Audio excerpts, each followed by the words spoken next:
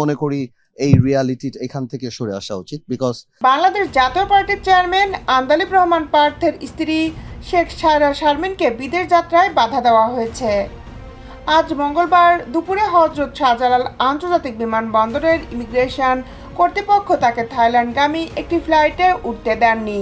তবে কিছু কথা খোলাখুলি বলে দিতে চাই ইউনূস সাহেব আপনাকে এবং আপনার সরকারকে। ইদানিংকালে আমরা দেখতে পাচ্ছি আপনার কিছু বিস্তারিত নিয়ে আপনাদের সাথে আছি আমি শামীমা সুলতানা।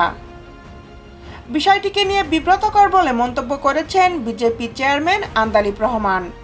তিনি গণমাধ্যমকে বলেন, আমি আইনের প্রতি শ্রদ্ধাশীল। বিষয়টি নিয়ে অনেকের সঙ্গে কথা বলেছি। এসবির ক্লিয়ারেন্সের বিষয়টি কিভাবে সুরাহা করা যায় কয়েকদিনের মধ্যে দেখব। দেশের পরিস্থিতিটা একটা আবার নতুন দিকে চলে যাওয়ার একটা সম্ভাবনা আছে।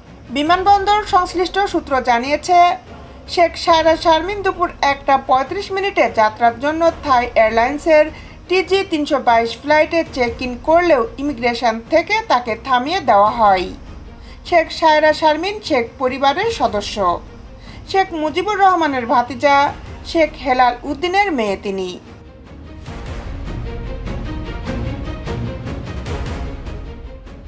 ইমিগ্রেশন সূত্র থেকে জানা গেছে, সায়রা শারমিনের বিদেশে যেতে এসবির ক্লিয়ারেন্স লাগবে। শেখ পরিবারের সবার বিদেশ ভ্রমণে এসবির ক্লিয়ারেন্স লাগবে বলে জানা গেছে। সাবেক রাষ্ট্রপতি আব্দুল হামিদ দেশ ছেড়ে যাওয়ার পর থেকে বিষয়টি নিয়ে কড়াকড়ি অবস্থানে রয়েছে ইমিগ্রেশন কর্তৃপক্ষ। এ বিষয়ে আন্দালিব রহমান পার্থ বলেন, শেখ পরিবারের সবাই তো এক না। তিনি আমার স্ত্রী। আমার তো একটা আইডেন্টিটি আছে। আমার স্ত্রী আমার সঙ্গে সবসময় ছিলেন। তিনি তো house wife.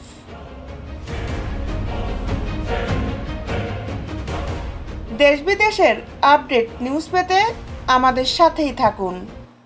Justice television, Dhaka.